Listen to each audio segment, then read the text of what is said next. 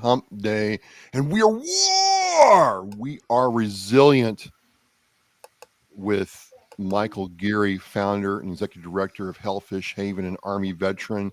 I mean, coming in wounded tonight, but he is here. My name is Travis, Marine Corps veteran and host of Oscar Mike Radio.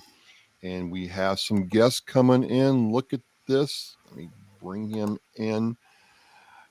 So I'm going to introduce the guests first. We have Stephen Russell, Army veteran and creator of Tales of Nihilism, published on Global Comics, and Craig Chapman from New England, helping our veterans, is coming on to give us an update. Welcome, welcome, gentlemen, to War.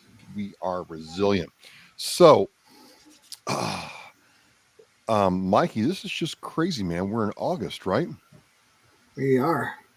And we got we another month in, and what's this, 8 now? Yeah. We started talking about this in January, and we launched in February. So we'll call it 8 months, effectively. No problem. Let me mute my phone here. So, as much as I would love to sit here and blab for another 15, 20 minutes, we got to get to the good stuff. And the good stuff, we're going to do Steven first because he's from out of state. We're so honored. We're getting like nationwide, Mikey. Steven came on my show, Oscar Mike Radio, to talk about his series, Tales of Nihilism. And it was really cool because we got these veterans, like Steven, like Craig, doing amazing things. And how cool is it that, he's like published on an international website. So, Steven, welcome to War. Welcome back. Why don't you tell the folks out there, while I do some sharing and caring and administrative stuff, a little bit about yourself and about Tales of Nihilism? Yeah, thanks, Travis. It's good to be here. Good to be back. So on the veteran side, I've got 10 years in the Army. I did two different active duty stints, one 2004 to 2008, and that's when I deployed to Iraq in 2006. And then I went back in through the SWIC program, doing the Special Forces deal. Did a 19 days, didn't get selected, and then went to Italy and finally got out in 2017. And I've been putzing around doing odd jobs, working in the oil field, EMT, construction. Right now, settled into like logistics and supply chain stuff. But one of the things that's kind of always carried me through was, my artwork.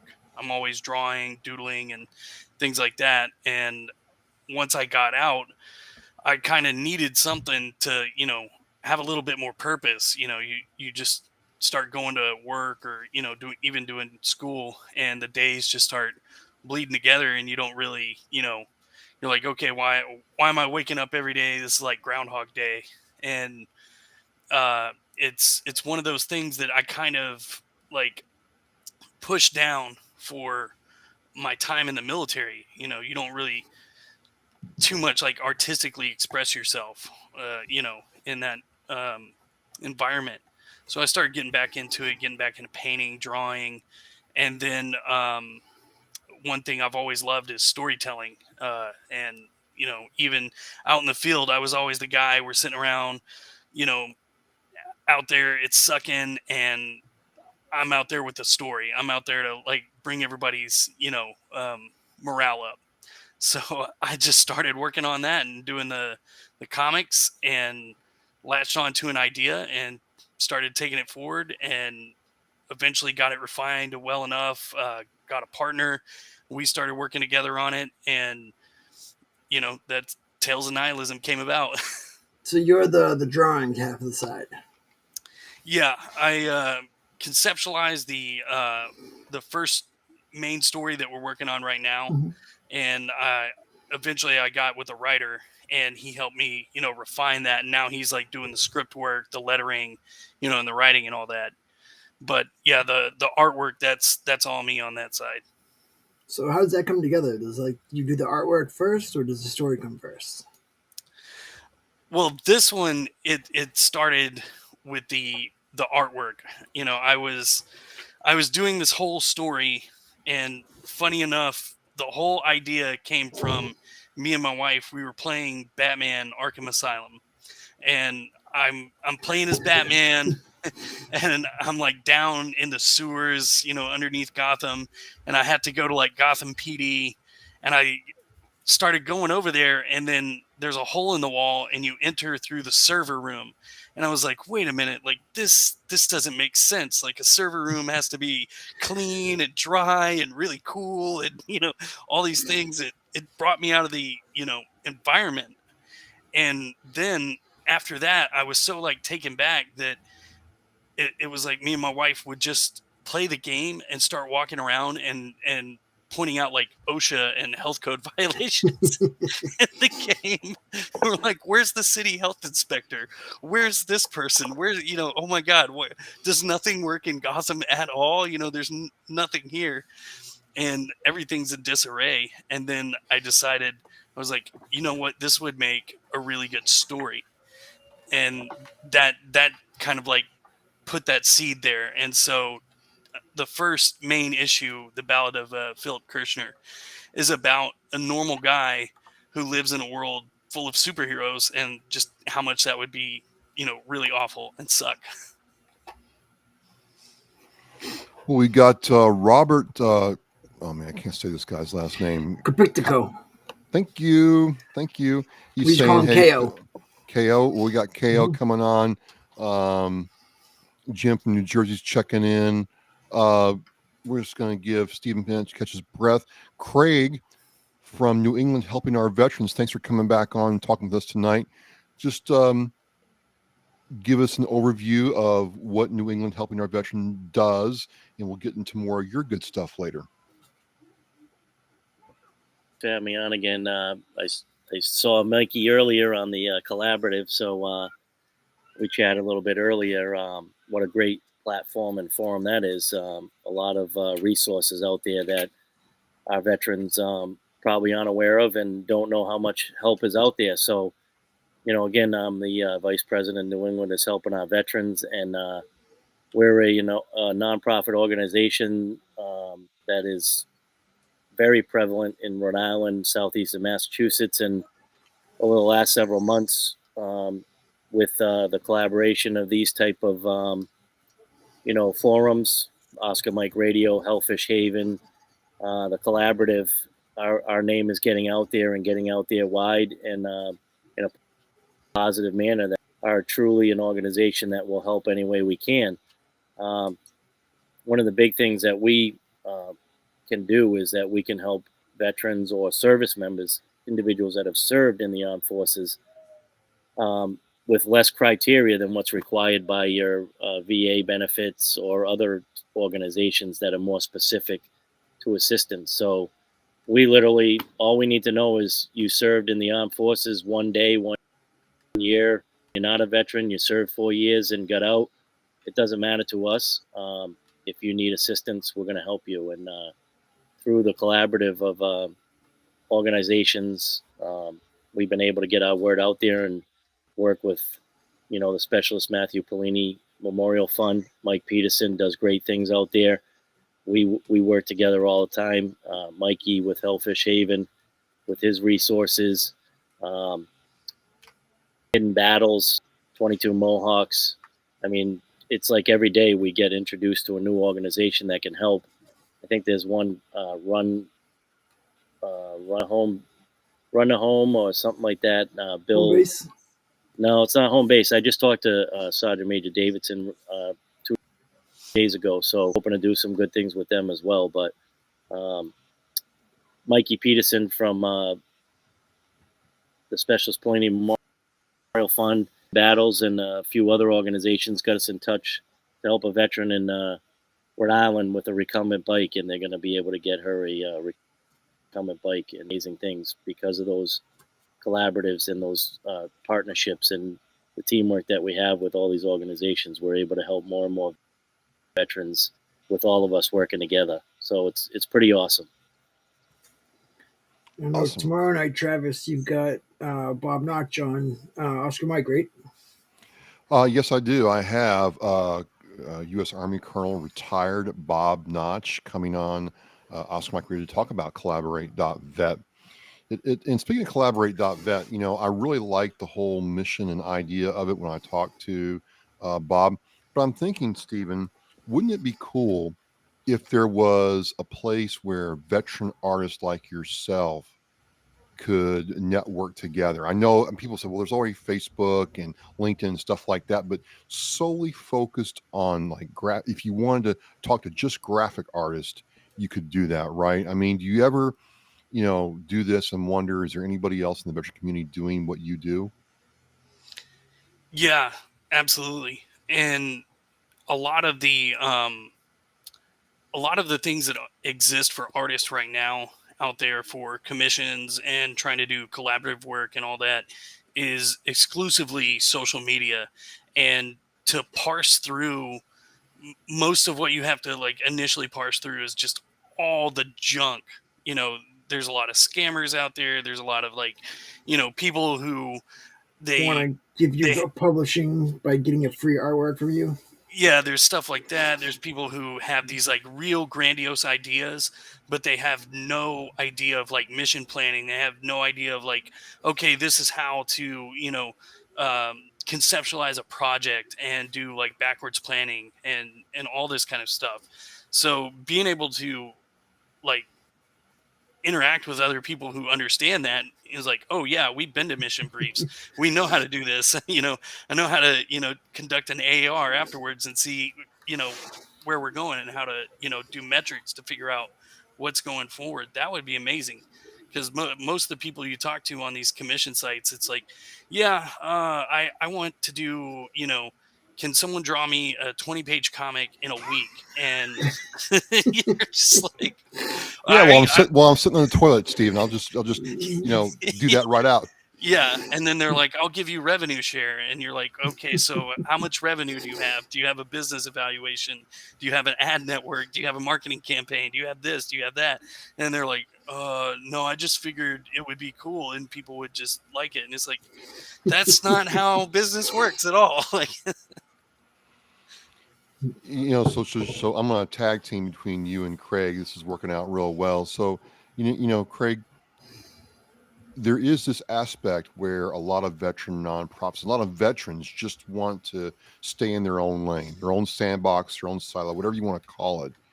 And it's really hard to get them to understand that if they, collaborate literally and pool their resources, they can go further. How do you see that happening, and how can we get around that? Yeah, I mean, absolutely. We on our website, we have a submittal button for referrals for veterans that are in need. And again, anybody could do that. We get a lot of outreach from the VA systems in Boston and in Providence, Jamaica Plain.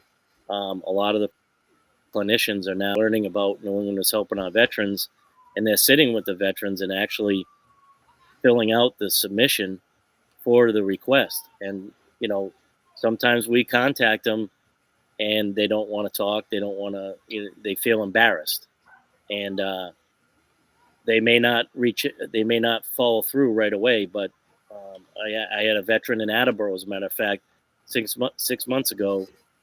They submitted a request through her clinician. We reached out to her and she didn't respond back. Well, 2 days ago, we got another submission and it was the same person.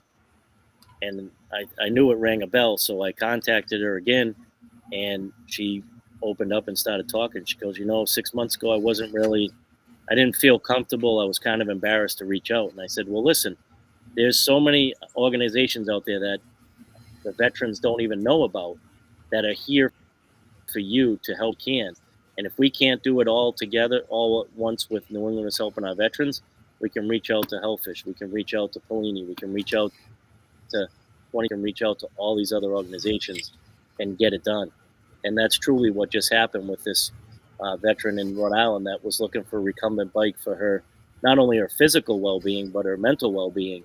She wanted to be outside exercising and getting better mentally and physically. And because of that connection through Specialist Matthew Polini Memorial Fund and Mike Peterson, we were able to get in touch with a gentleman that works out of Boston to get her a recumbent. That's quite a bit of money. I didn't even know what a recumbent bicycle was until she mentioned it. But so it's just amazing that sometimes they're not ready, but give them a little bit of time and they reach back out, and we're able to explain to them that truly our organization, New England is helping our veterans, and others are truly out there to help our military service members and our veterans in any way we can do it. And that's one thing we love about in New England is helping our veterans is we're starting to get this big pool of resources of other organizations and VA connections to be able to do that. And it's awesome. You talked about Bob earlier in the Vets Collaborative. He spoke about that earlier on the Zoom call that we had about the collaboration and seeing it growing and growing throughout the country. And that's, I can tell you firsthand from 2 years ago till now, it's certainly getting bigger and bigger, and we're able to reach more veterans that way. So it's just keep pounding the pavement and getting the word out there that there is resources out there for our veterans and service members, and we'll get it done one way or the other. It gets done, and it's awesome. Awesome. Speaking of awesome, so Stephen, you create this series, right? And it's something that really resonated with you, and I certainly enjoyed the hell out of it. I tell you, I mean, I don't know, Craig and Mike, if you were big comic book guys. I mean, we're all. I mean, I know three of us are video game guys, but it kind of reminded me of the other side of the Watchmen, right? Like what it takes to be a superhero. So you do all this, right? You get it on Global Comics, which is an international, publishing platform for comics. And then you tell me, hey, I'm going to be up in Massachusetts your way at a Comic-Con. Now, I got to know, Stephen, how did that happen? So, once I got on the Global Comics platform, it gave me a little bit more of a digital like reach out, and then you can go out to the social media platforms, and you're like, hey, I'm also an published indie creator, and then you start talking to people and doing a little bit of networking here and there. And that's where I ended up meeting Keith Gleason, and he's the guy running the Plastic City Comic Con. He himself is an indie comic creator, and he was like, hey, why don't you come on the show, and we'll have you as a guest. You can promote your comic, and we'll interview you and your writer. So we went on there, we did our hour-long interview, and then at the end of it, that's when he told us, he's like, yeah, I've got the Comic-Con going on, Plastic City in Fitchburg.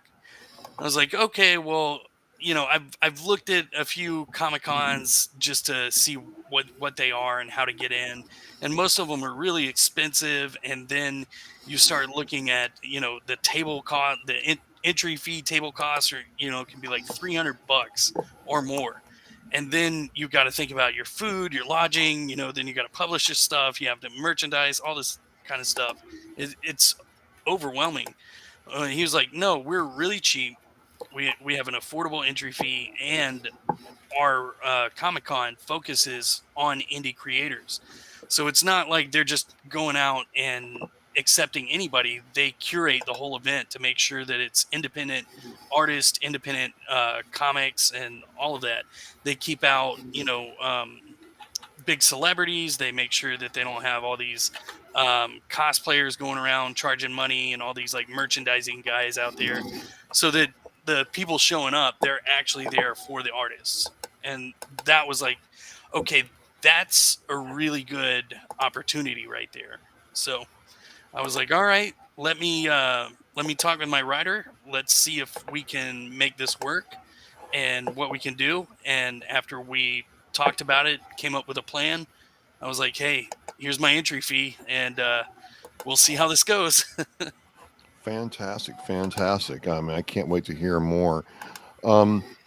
Craig, we're talking about New England helping our veterans, and some people are like, what do veterans need? Don't they have enough? I mean, I don't know if everybody here saw it, but I read the thing where in Boston, the city council wanted to cut funding for veterans programs and services, and there was talk about having the at the federal level, start reducing what is available to veterans through the VA. Do you think this is a trend, or why is that even being mentioned? Well, I mean, I think the stigma is out there that people believe that, as you put it earlier, don't veterans have enough? Well, I can attest that they don't, and they need more, and that's why these nonprofits that we've started to be involved in and run are there, because we see that there's more need to help our veterans, more so now than before.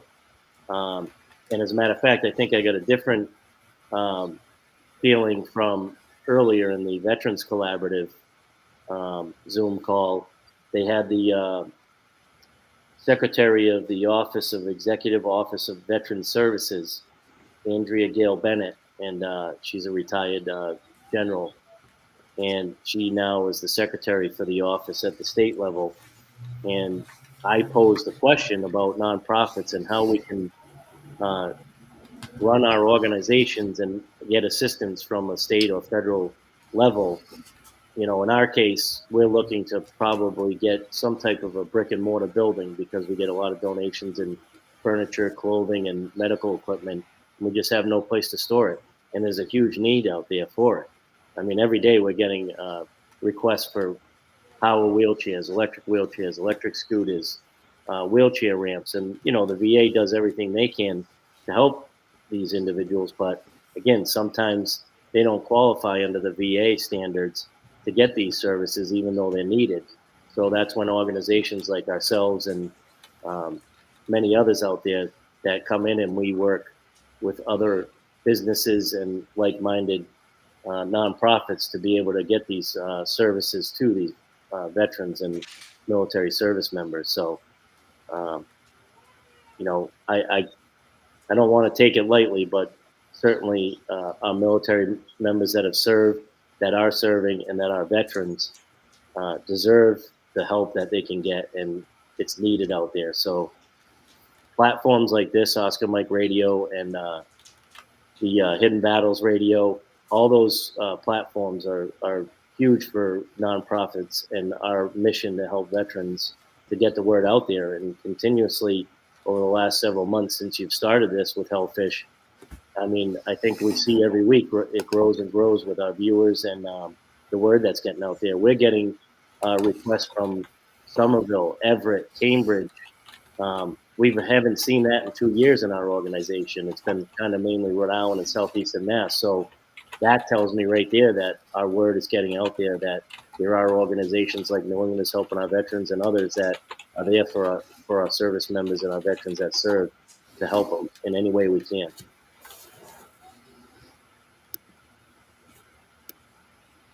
Awesome. Mike, you got any questions for Stephen or Craig?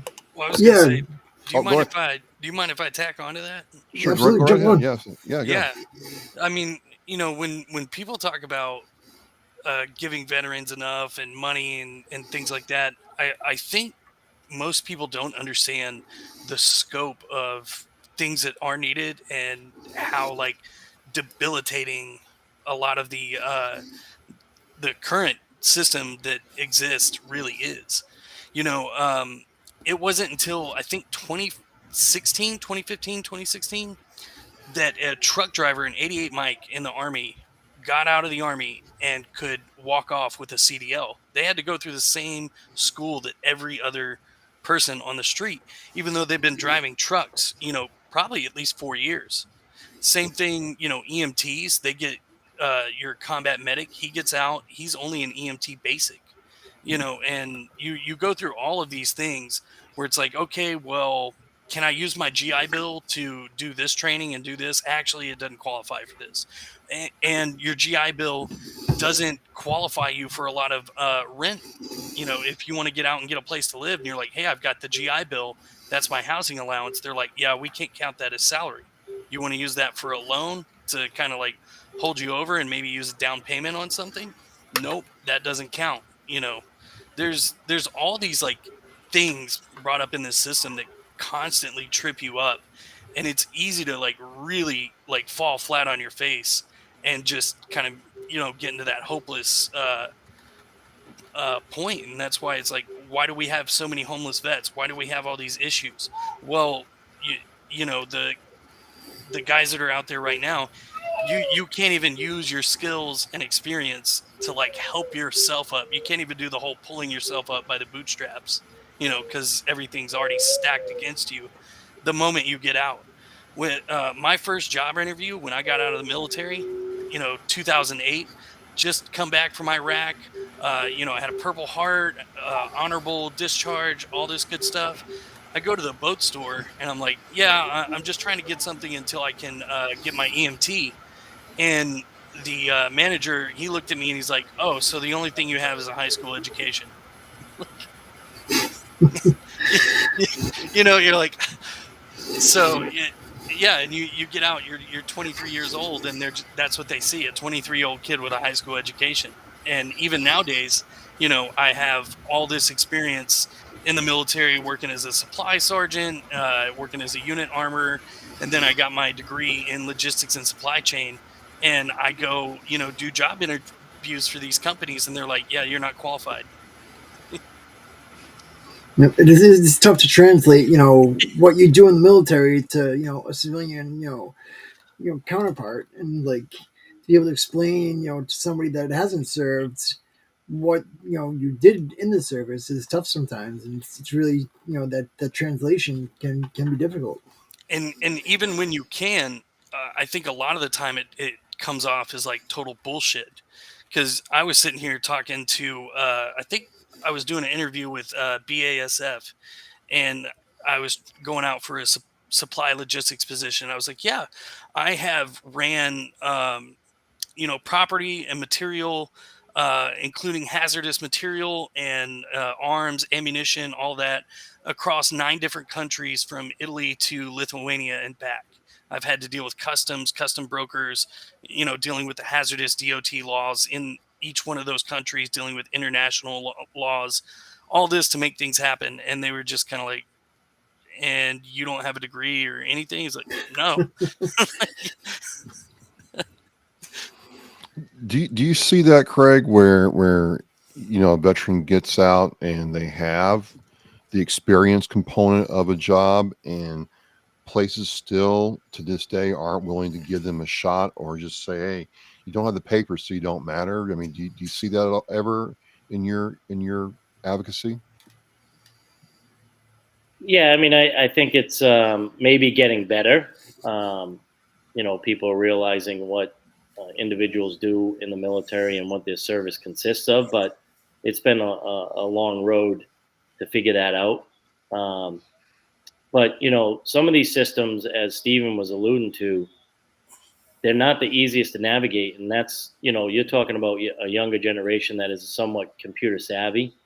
Imagine our older veterans from Vietnam and beyond that they don't even have computers, and now they're trying to log into the VA system to figure it out. They get frustrated and they pretty much just throw up their hands and go, "This is impossible."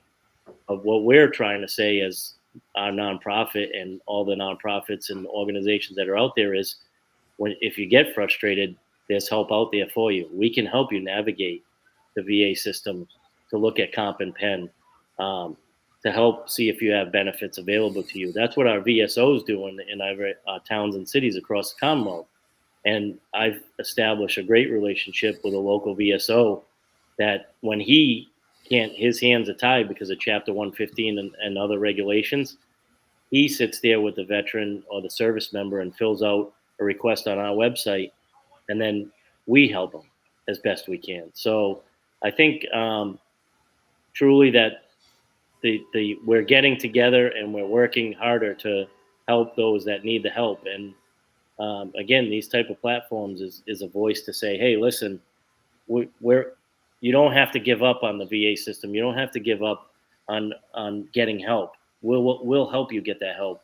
And that's a difficult hurdle at a lot of times. You talk to, again, I've a handful of veterans we've reached out to, told them, hey, whatever you need, just send us a copy of bill and we'll send a payment in.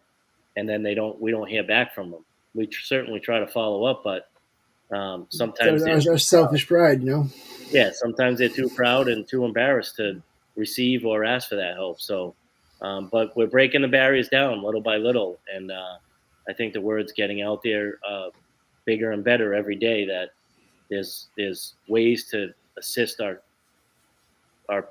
fellow comrades and fellow soldiers that served in the armed forces, whether a veteran or not. There's help out there, and we can help you do that. It's one of the great things about seeing New England is helping our veterans transition over the last couple of years with that outreach. It's awesome when you can work with 2 or 3 or 4 other organizations to help a veteran. It's truly just amazing, and I love it, and I can't wait to keep doing it and working with other organizations out there until our veterans and soldiers understand that. Don't be embarrassed. Don't be afraid. Mikey G's been there. We've all had our hurdles from our services, some more, harder than others, but it doesn't matter. In the end of the day, we are truly veterans helping veterans and service members, and that's what it's all about. One thing just to, as you're talking, Craig, I'm thinking about, Steven and, some of his journey, because we talked about it really in depth during the Ask Mike Radio interview. Kind of share with us, Steven, you're having these challenges getting back into civilian life, just societally, physically, emotionally. What was your art like for you at that time? How did it help you get through these times?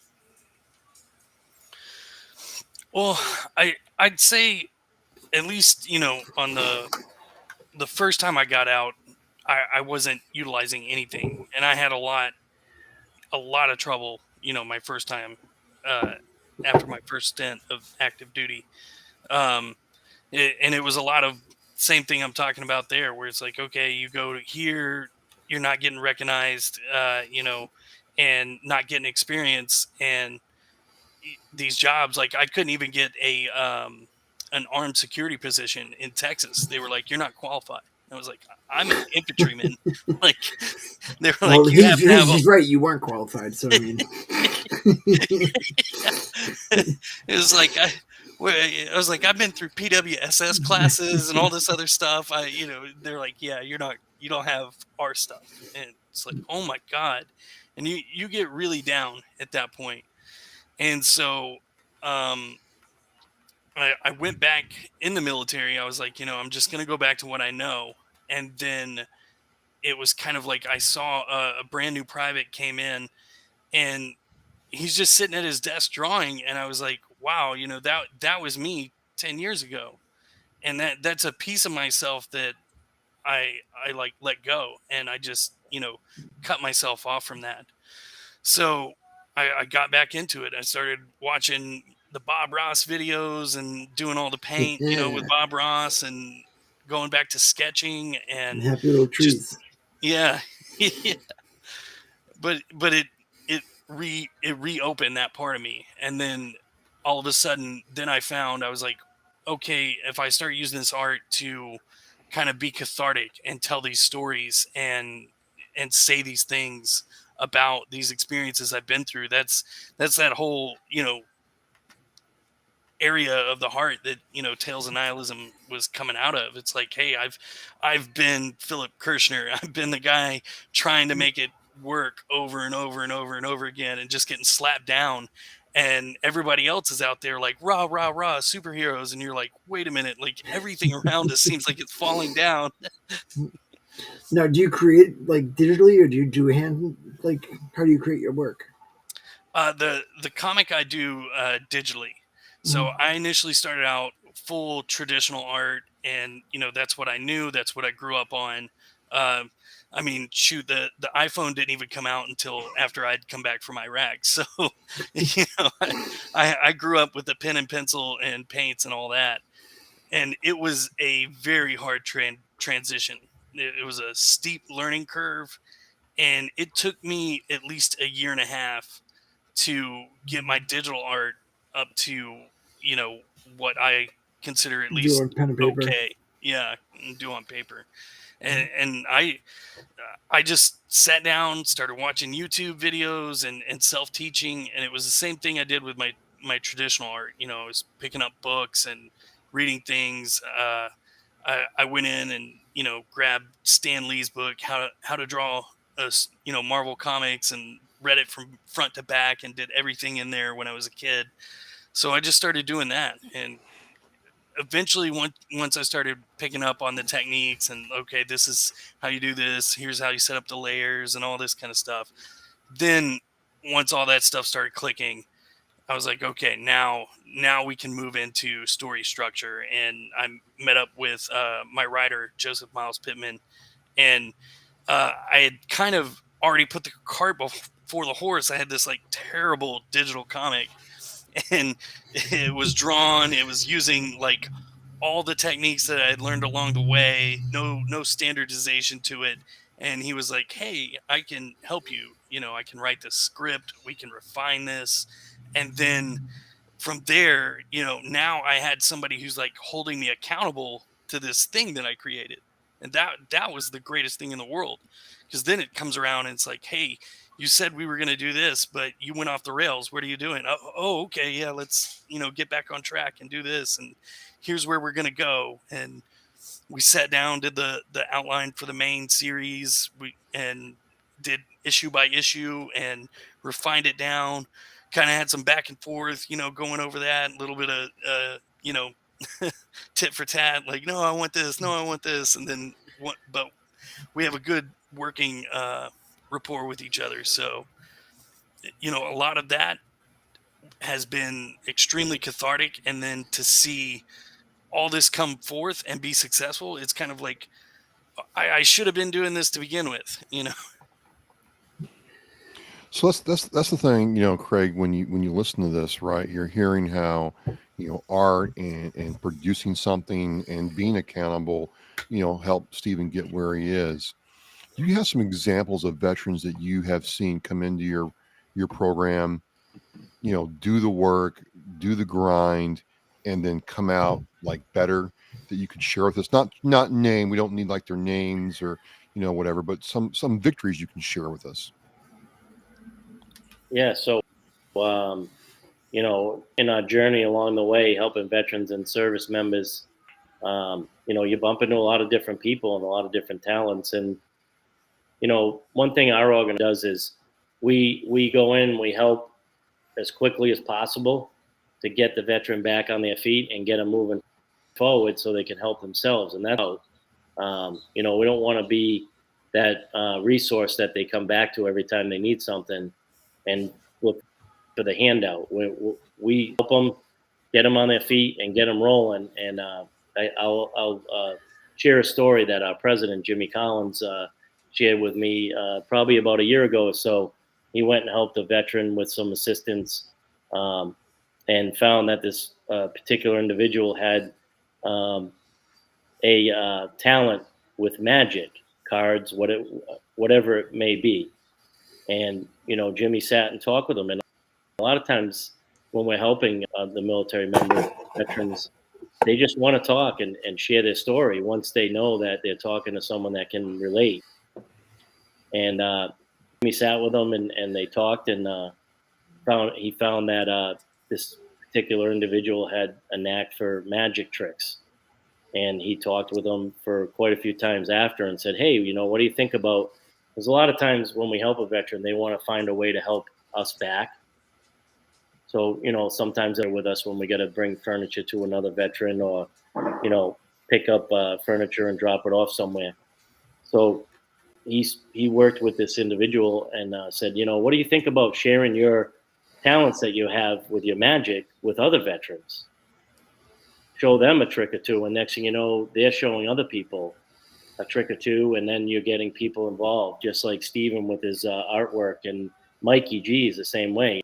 You know, sometimes that artistic mindset is what helps them get through what they need to get through when they're having difficulties. And Jimmy was able to help this veteran show his talent to other veterans, and it was pretty amazing. So there's certainly every military service member has a different way of dealing with their issues or hurdles or battles, and you just share it, and you never know how many other veterans or service members have the same ideals or talents, and they just weren't asked about them or tapped into about them. So, and this service member came back to our president and said, Jimmy, thank you so much for showing me the way, so I can help other veterans deal with their problems as well, not just mine with my magic. So It's definitely one of the things I've seen like at the shelter is like you do see those veterans that do get stuck and do wind up, just getting comfortable in that, I'm getting help from here, I'm getting help from here. I don't have to do anything else. I'm just gonna stay here. I'm not gonna do anything. And then they just kind of plateau and like there's so much more out there for people and like it's to me it like I was there in the shelter with some of these guys and like to still see like some of these guys still in a shelter, 5 years later, it's like to me I don't understand, I couldn't, do it for the 9 months that I was in there. You know, I was happy to get out and get the HUD VASH voucher and be on my own. And to see these guys that are still in the shelters and things like that, they just, some guys need a little more care. But there are some guys out there that just, do abuse the system and just, kind of, ride everybody else's coattails, through it. And like Craig said, you definitely want to help people that want to help themselves. Well, one of the things that Stephen, that I got from my conversation is, if you're an indie comic book publisher, you're already, well, you don't draw Batman, you don't draw Iron Man, so I guess you suck. We're not even going to pay attention to you, right? But I knew from doing my show and podcast that being indie's hard. Yeah, you're independent, but it's hard. You know what's it take to stay in your groove and keep producing that work, even though you may never, your character may never hit a movie screen, much less Slurpee cup at Circle K. Well, I guess you know, I I first start off with that military mindset, kind of pessimistic, and I'm like most artists that we know today and that people recognize their names and all of that, that none of them were rich and famous during their lifetime. Like just about every single one of them that you hear about is like, this is the greatest artistic mindset of the 1800s or the 1900s, and then you're like, and they were broke and they died destitute. So- So the old starving artist trope. yeah, so it really has to be for the love of the craft. It has to be that you do this because there's something in you that just has to create. There's something in you that needs to tell a story, and you have something that you want to artistically say to the world. And that really was the whole deal behind the comic book. I was like, yeah, I could, I guess, go out and knock down every single publisher door that I possibly can, and I've definitely sent out submissions and all these things, but I could try to work as a penciler or an inkist, at any of these places, and go that route and try to grind it out and do these things. And I was like, no, I have something that I want to say. And I don't just want to draw a comic book and it's like, oh, here's some comic about another superhero and some fantastical superhero tale. I was like, I have a lot of trauma. I have a lot of conflict. I have a lot of experience that I've gone through. I mean, just in my life, I've lived in 5 different countries. I've traveled to 30 different countries. I've worked in so many different kinds of industries and met so many different types of people. And you hear a story everywhere you go. And I can always find some story from someone that moves me. And I was like, I want to do a comic book that does something like that, that's seen as a bit more serious than just like, oh, it's another issue of Superman or Batman. Yeah. Now, before we started the show, you were talking about like when you take the break and like you do like a thing with the funnies. Like, what were you talking about there? Like, what do you guys do like during that break time? Well, for me, since we have like a schedule and an organization structure now, Hmm. and it took probably about a year to get into that groove and figure it out. But once I got that, now it's like, okay, I can draw all the funny strips within like the first week of the month in the first couple of days, and they're just really simple, like peanut style, real simple drawings. And then now I have a whole month to go, okay, let me look at the next issue and start drawing. Let me look at the next main issue or the next short story, and go there. Now, do you guys have like a release date? Like, do you have to do like one comic a month? Are you trying to release like one web series like a day? Like, what is your like publishing rate? Yeah, right now. So our schedule is we do one main series, and each release is the last Wednesday of the month. So we'll do the main series, and then the next month we'll do a short story. And even though it's a short story, it doesn't mean that it's like shorter lengthwise. It just means that it may or may not attach or intertwine with the main story, or it just may be a complete like different thing. I we use that to kind of like keep our artistic juices going. We're like, hey, Hmm. I just want to tell a story about this, or I want to use this type of art technique and try it out on a story. So we're gonna go here, and it's not gonna be a part of the main stuff. And it kind of frees us up to get out of that constraint of the main series, So and then how do the we last get your month for the series? strips. Um, right now, so we're on Global Comics. You can go on there and create an account, and the first issue is free, and Hmm. then the first 10 pages of all the issues are free. But you can purchase PDFs, downloadable PDFs, so you can read them anywhere you go, print them off, all that kind of stuff.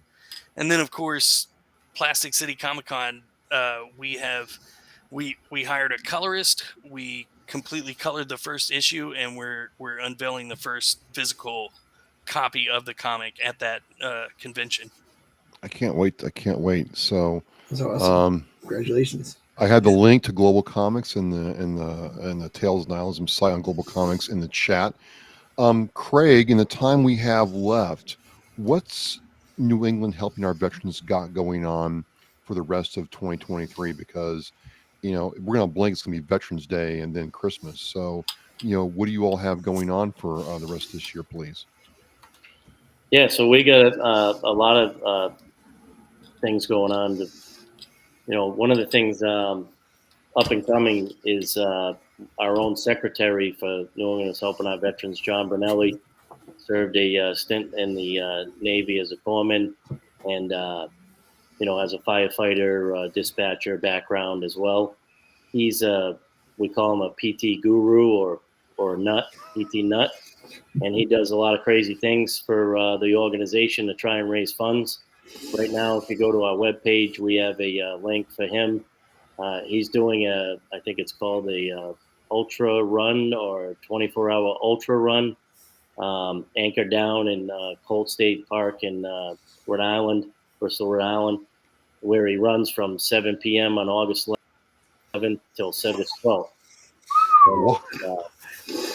That's they run, insane. yeah. So last year he was able to raise about $1,500. It was kind of a last minute thing that he thought of doing for the organization, and he ran 53 or 54 miles in 24 hours. He's doing Craig, that. Craig runs a bad word for me. That's a bad word. Well, so there's he had a plan this year because part of the course goes through some woods area and his ruts and roots and all that. He ended up losing a couple toenails, sacrificed for the organization. Yeah. He hunkered down and he ran and walked and jogged, and everything he could do for 24 hours. It was pretty amazing. So that's August 11th. On our website, again, we have that link to him to donate. It's amazing what he does, and I think it's going to better things for the organization. Maybe we host a ultra run like that, or something of that nature. So, secondly, we have first annual. Mikey G knows this. He helped us create a flyer, much appreciated, with his artistic work there. New England is helping our veterans having a golf tournament September 7th. It's in Canton, Massachusetts, at Brook Meadow Country Club, and it's going to be amazing. Here, the Boston Bruins national anthem singer Todd Angeli to open up the and start the event at 8 morning on September 7th. So that's pretty awesome to start a veterans fundraiser off with Todd Angeli singing the national anthem before we hit the link. So there's a lot of great things that are going to happen that day. And we're also looking at a local brewery that we paired with back in February, Angle Tree Brewery in North Attleboro, Massachusetts. We did a classic rock and roll night that night. We raised a lot of funds. It was pretty amazing to see the community come together.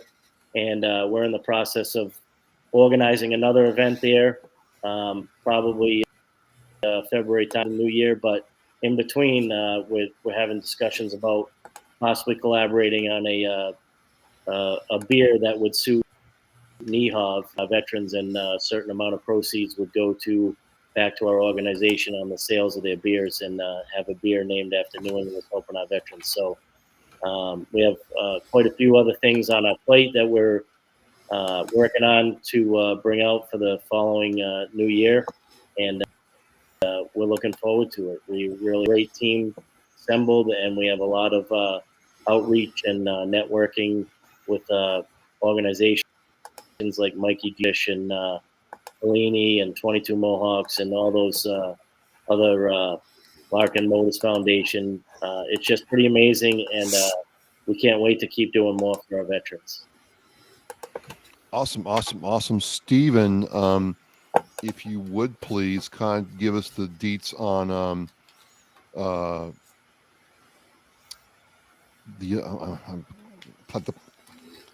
I just had a complete Plastic brain City. fart. It's all good.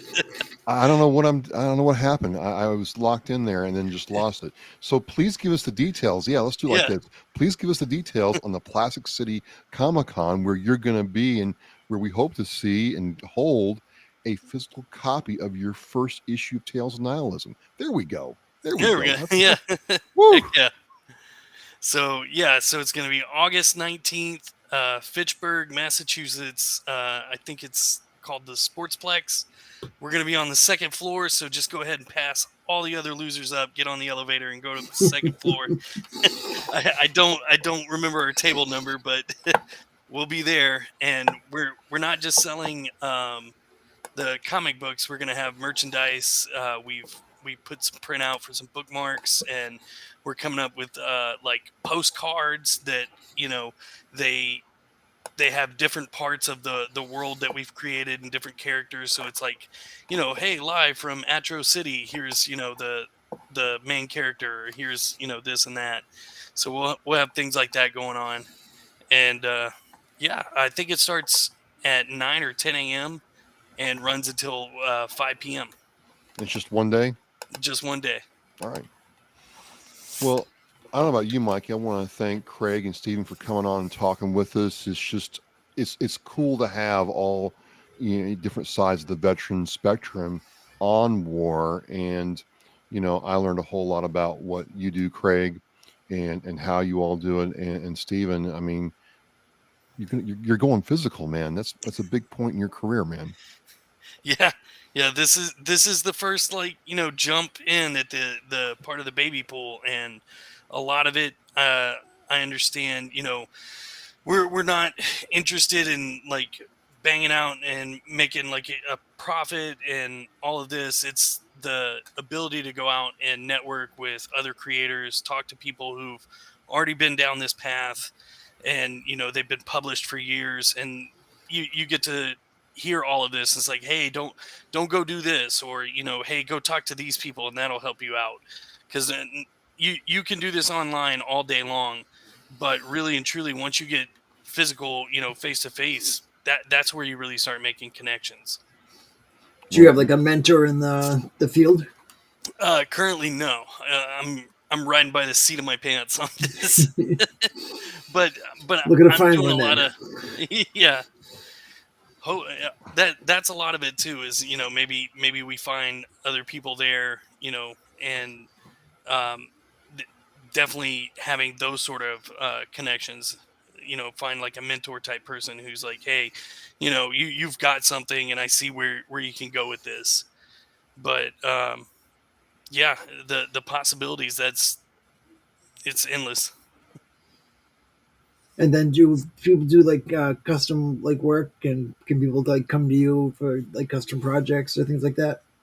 Oh yeah, I'm always open for commission. I've done a couple here and there for people. I do penciling work. I do inking, painting. If somebody even wants storyboarding, sequential artwork, things like that, I'm always good. It's just and those projects, it's pretty easy. Set up simple contracts and say, hey, this is how this is going to work. Here's your um, how long you project this to go, and what's needed, and then go from there. All right. Craig, any closing thoughts for us, sir?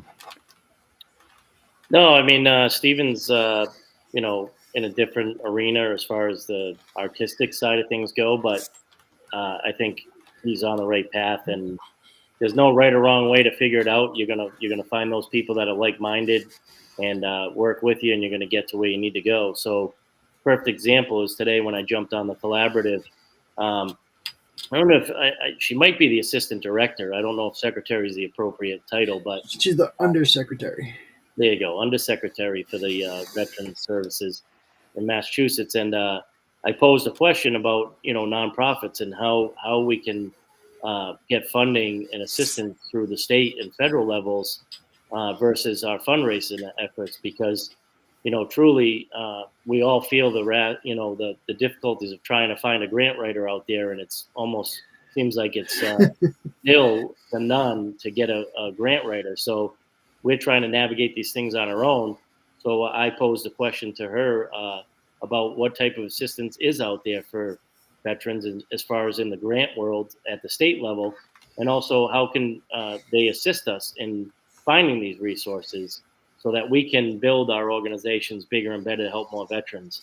And she actually said she would entertain a meeting with me, and I'm going to pull Mikey into it since I gave him some props about introducing me to the collaborative and his assistance along the way. So stay tuned for me and Mikey to sit down with the undersecretary and see what we can figure out to help nonprofits, all nonprofits, even more. So Fantastic, fantastic. So I want to thank Mike. You connected us with New England Helping Our Veterans. Craig, thanks for coming on tonight and sharing with us. Stephen, I've been a fan since day one and really like what you're doing, and the not only just the lessons of how to reboot yourself after service, but the idea of persistence and perseverance. Much respect, and I can't wait to meet you on August 19th. Heck yeah. If you don't mind, I did forget one little plug. Oh, okay, no problem. So, uh, in dealing with the comic, we also offer digital and physical ad space in the comic. So if you're a small business and you're a veteran owned business, these are exactly the type of people we would love to partner with to advertise in our comic. It's a veteran owned comic, and we'd love to keep it within that community. Fantastic, fantastic. I'll be sure to let people know. All right, Mike. Any closing words? No, just Stephen. Once you have something up for that, just let us know. We'll definitely share that and get the word out for you that in the community. See if we can get you some sponsors. Heck yeah.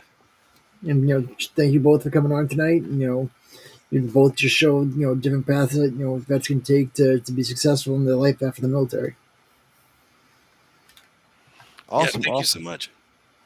Well, Craig Chapman from New England Helping Our Veterans, thank you very much, sir, for coming on. Stephen Russell, sir, you are a gentleman and an artist, maybe a scholar too. Oh yeah, you are a scholar. So, just thank you guys for sharing, because we all learn from this and see how amazing you all are. And I'm with Michael Geary. Uh, he's an MP. Don't hold that against him, folks. But he is the founder and executive director of Hellfish Haven. I'm Travis Oscar Mike Radio, and we are W.A.R. We are resilient. Thank you very much.